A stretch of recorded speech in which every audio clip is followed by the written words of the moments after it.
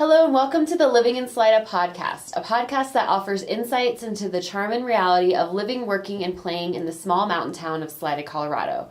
I'm your host, McCarthy, a realtor that specializes in buying and selling in the Salida, Colorado area. In addition to helping people buy and sell property here, I love connecting with the wonderful people in our community, learning about their experiences in our town, and sharing these little slices of life in Salida with you. And with me today is Courtney Landry. Courtney is the head of school for the Salida Montessori Charter School. She's the mother of 3 children here. In addition to having her children go through the Montessori program here, she's held numerous roles within the school there. And before rising to the head of school in 2020. And so she's going to give us some good insights into the Salida Montessori School here and education in Salida and being a parent in Salida. So thank you for being here today. Thanks for having me. Absolutely. So I just want to point out, if you're interested in education in Salida, or you're a parent here raising children, or you're thinking of raising children in Salida, this is a really good episode for you.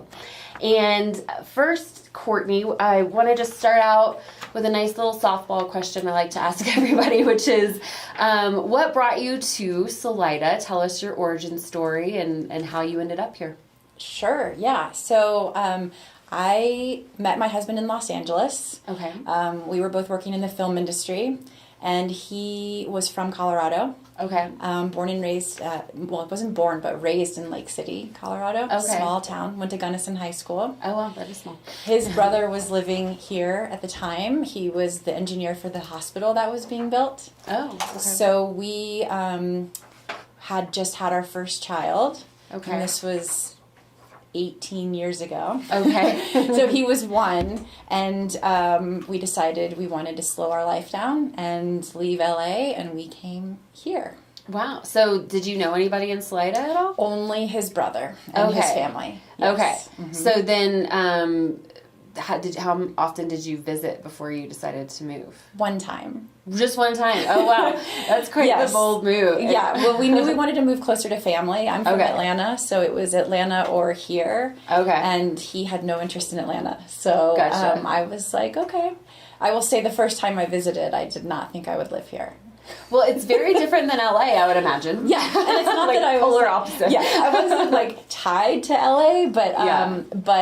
I definitely was concerned about moving to a small town. We Yeah. thought about Lake City. Okay. We thought about Durango, and then Yeah. when his brother moved here with his kids and family, we were like, let's try Salida. Yeah. So that's why we came.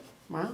Yes. Okay. So that was, when was that? Did you say 2007? So that was 2007. Okay. Yes. Mm-hmm. Wow. Okay. So, Salida's grown quite a bit even from then. So A great deal. A great deal. Yeah, Yes. you can give us some insights into that. Yeah. So then was part of the reason you came here to that, obviously you wanted to be near family. So is that raising your child here, and then obviously you had 2 more, so was that a thought for you? Yeah, so when we came, we knew when we lived in LA, my husband was working in the film industry still. I had left and gone back to grad school for psychology. Okay. And so I had kind of left that career. He was still doing it and would often leave in the morning before our son woke up and would get home after he was in bed. And he was like, I can't do this anymore. Yeah. And he had supported me through grad school, and I was like, great, where are we going to go? What are we going to do? So so he left the business and we moved here, and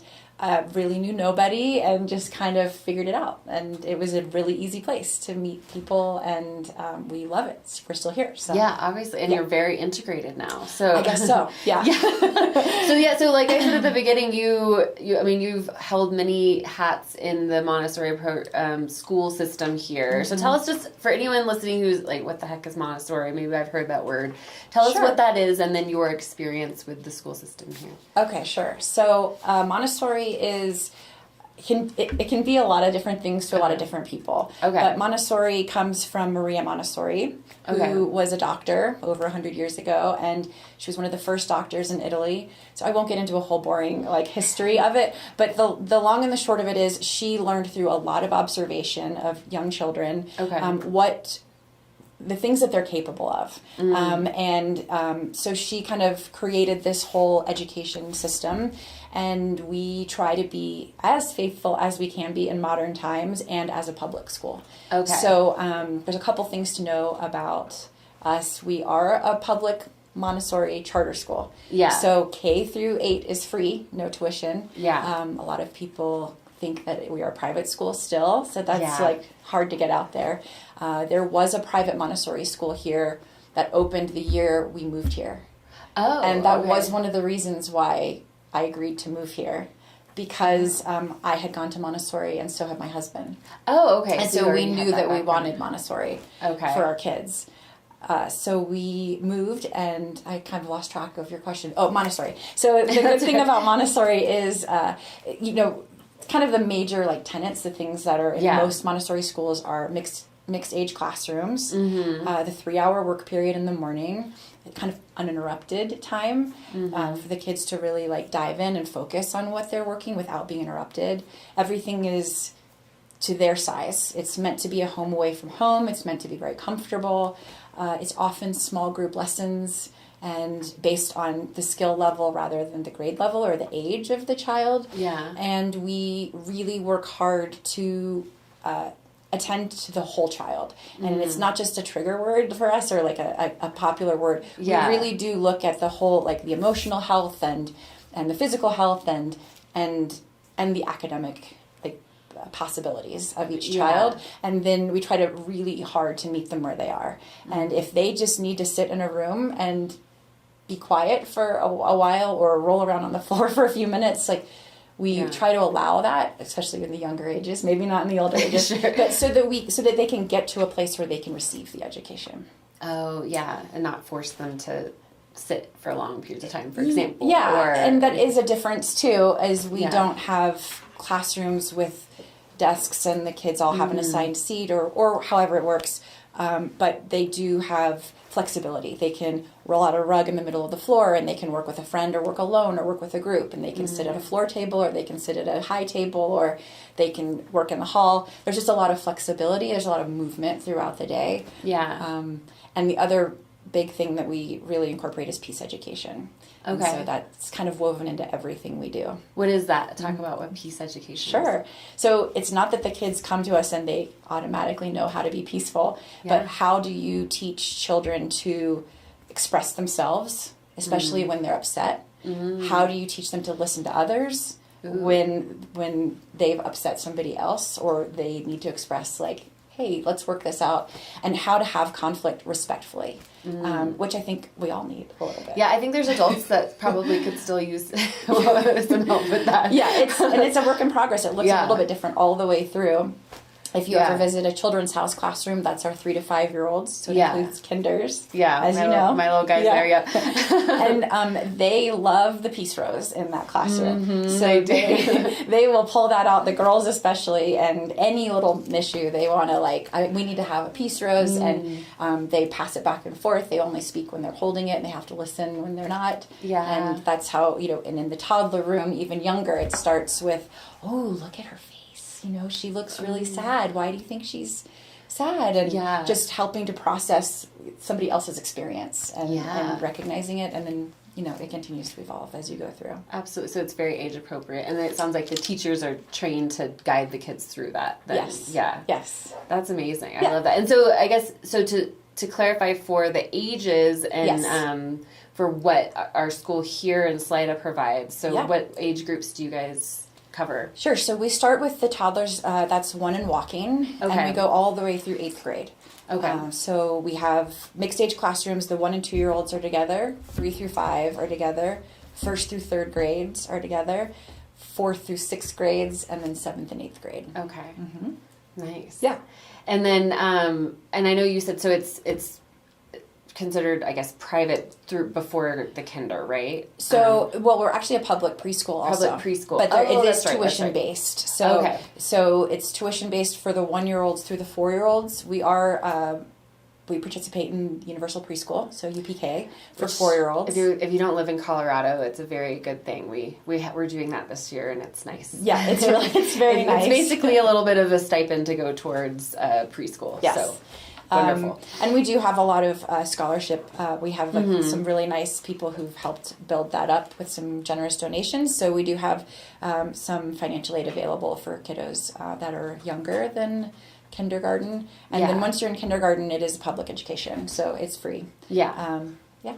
That's great. And so I know you guys, from being, my son is part of the school, and, as a parent there's also, a limited number of people that you can accept every year, right? Yes. So I wanted to kind of just talk a little Sure. bit about that because, childcare in Salida can be a challenge, as in many places too. We're definitely not alone in that here, but as a small town, we don't have a ton of options, particularly under pre-K age, so you're one of the few options in town for that. Yes, I would say we are a bit of a childcare desert here in this community. I think it's getting better. I think there have been more and more spaces. Arc Valley has opened up recently, and that's another great program. And Kathy's program with the Discovery Ranch. Like, there's so many good programs, but there's more kiddos than spaces. Sure. And you're limited by your license as to how many spaces you can have. Sure. So we do a lottery every year. We just had our lottery for next school year. So the way we do it is we have an open enrollment period from early February through late March, early April, and all the applications that come in during that window go into the lottery, and we at the same time ask our current families, do you intend to come back or not? So we kind of have a gauge of where some openings are. We run a lottery, and then for the kids who don't get in right away, they just get added to the wait list, and it's all lottery drawn for the wait list. Gotcha. And I would love to let all the kids in, of course, but we just can't. And that's the case with a lot of the schools or preschools here, and absolutely. So and then it's a lottery. I'm genuinely asking this question because my child's just in the 4-year-old class. Is it as you get older too, right? To get into like first grade and so the lottery is for every grade. Starts with 1-year-olds all the way up. We start with the oldest kids on down when we're doing the lottery, which is probably information you don't really need. But you got to have a system, though. We have a system, and it's all automated through like a second vendor. It's not through us. And we try to keep families together. Gotcha. So in our lottery, if you live in Salida, you have a little bit of a preference over out-of-district families. If you live out of state, that's even harder. Gotcha. And then siblings will automatically move to the top of the list if one sibling gets an open spot. That's right. Yeah. Yes. So when you get your oldest in, then you're more likely to get your other kids in. We try. It gets harder as we have grown a little bit. Now we often have so many siblings that sometimes even that can be challenging, and sometimes people have to wait, which is never something we like to say. Sure. And they get a little bit of a preference if they were on the wait list the prior year, right? They do. Yeah. Yes. I remember that. We were on the wait list for a few years. But if you apply like in a previous year during open enrollment, then you will get your name in the lottery twice. That's right. And also if you qualify for free and reduced lunch, just we don't actually offer lunch, which is kind of a confusing whatever but term, I guess. But there is like a form that you fill out that is accepted statewide. Gotcha. And so it's basically looking at income levels. Okay. And so if you do have an income level that qualifies you for that, then we also allow you to have your name in the lottery twice, just to make it really, as fair as we can. Totally. Yeah. I mean, it sounds like you're making it as equitable as possible with, the limitations we're trying. And we do every year. The wait list is only good for 1 year. So that is another hard thing is sometimes families miss it. We try to make sure they know you have to reapply every year. Oh, that's and then during the year, like right now, say, even though we just concluded our lottery, anybody can still apply. You just get added to the wait list in the order that you apply. And then sometimes you do get called. I know we were on the wait list all summer and got in at the very end. And I do tell people that when I talk to my other mom friends who are like, oh, we were third on the wait list. Like, what do you think? So, it's a coveted spot for sure. I think just preschool in general, I think we're lucky to be amongst a group of good people. But I think there are oftentimes spaces where people will hold the space because, of course, you don't want to give it up when you have it. But sometimes you might think you're going to have a change of plans, like you're moving, but you don't want to give it up just in case.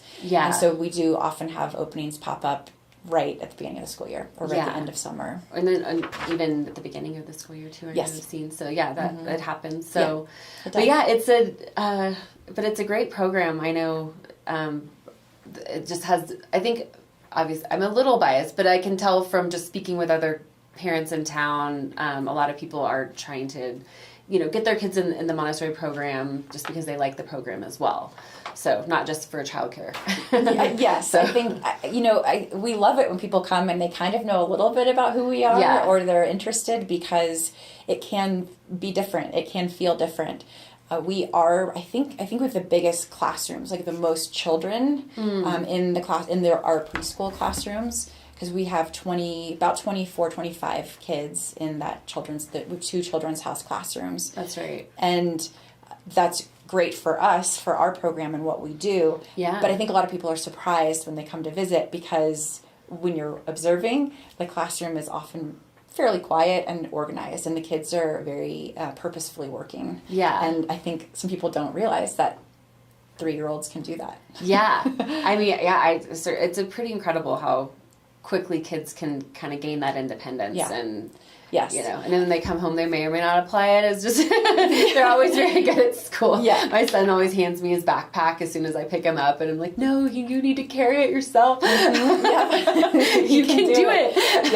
I would say one of my greatest parenting wins was when my youngest hit kindergarten. I retired from making lunches. Ooh, I gave them all a lesson on how to make lunch. Okay. And then I told them you have to have, a protein and what that was, and you need to have a vegetable, you need to have a fruit, you need to have, you can have carb. Yeah. And then I dedicated one whole drawer in the refrigerator for their lunches, and it was their job to tell me when they were out of something or they needed something. Wow. And I never made another lunch. That is amazing.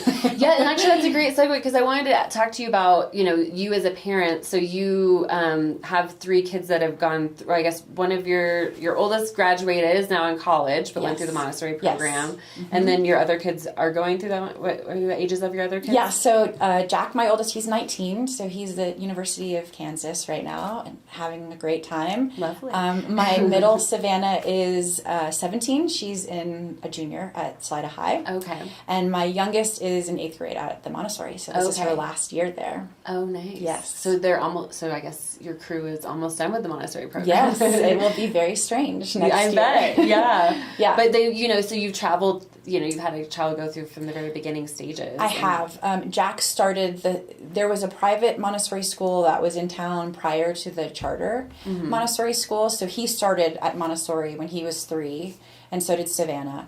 By the time Raleigh started, she started at 2, and it was still private. Yeah. I think Jack was in 4th grade, Savannah was in 2nd, and Raleigh was 4 when Salida Montessori Charter School opened. Oh, okay. I think you asked me earlier how I got involved. Yeah, I know. I was about to say, let's circle back to that question. Yep. I almost forgot that I asked that too. Yes. So I started, I was one of those moms that had, a bunch of kids kind of close together. So 3 kids, and I was volunteering when I could.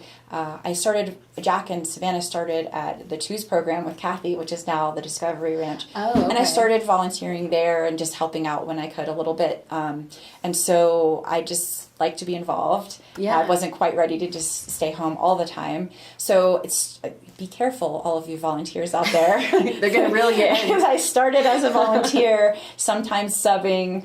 When the private school was closing, the head of school of that school came to a group of announced to the parents and the staff, they're going to close the school, they're going to leave. What do we want to do with the school? Mm-hmm. So a group of us all came together, and it kind of became this core group of 8 of us. We met every week for 2 years and wrote the charter. Oh, wow. For this school. And then when the school opened, one of the people who helped write it was a teacher who became the head of school. Okay. And I had handled enrollment. Okay. Until the school opened. Gotcha. And then they had a huge grant that they had received. It was a CSP grant for expansion. It doesn't matter, sorry. But anyways, and so they asked me if I wanted a job, just a part-time job to do all the buying for the grant. Okay. So I took that part-time job because at that point, my youngest had just started full days in preschool. Oh, okay. So it's well timed to have a little extra time. And so I started doing that and did that for a couple of years, and then it just became all of enrollment and all of the like admin stuff, overflow. And from there, I was on the board also for the school. Yeah. And it was kind of like our baby. It was like the people who had started the school all worked together and then became the first board. And then from there, when the original head of school, he was with us the first 4 years, he moved away. Okay. And we hired somebody, and he was just with us for a year. Mm-hmm. And so by mid-year of that 1920 year, we knew we needed somebody to fill in. I have a master's in psychology with a specialization in early childhood, and I had been a part of the school. And so myself and another board member decided, well, we'll step in temporarily until you find the new head of school. And that was in 2020. And the funny thing, that was February of 2020 when we agreed to do that. What a time to take it on, right? It was such a fun time. So it was a lot. It was a whole lot. And so we took it on, and unfortunately my buddy who had said he would help out, he was a great help, but he also developed long COVID and couldn't really do much. So it mostly, I mean, he came and he helped and supported where he could, but a lot of the nuts and bolts kind of came to me. So and then here you are. And then here I am. This is my 5th year, so I'm like, still just here, taking it on. I mean, and what a challenging time. I just want to acknowledge that to take on a new role and one of the harder times to be running education in our I like to say it made everything else easier. There you go. Yeah, so this year is golden. You don't have to worry about all the other stuff. Yeah, those first couple years were crazy. Yeah, I mean, it was so hard to navigate. Yeah. Closures and masks and all the things. So, back to normal education so that's kind of how I got here. I'm not a trained teacher. I am not Montessori trained. My husband and I, like I said, did go to Montessori when we were younger. Yeah. And I have learned a lot over the years that I've been there. And the school's grown a lot. So, when we opened, there was maybe like 70 kids total. Yeah. And now this current year we have 198 total population. Okay.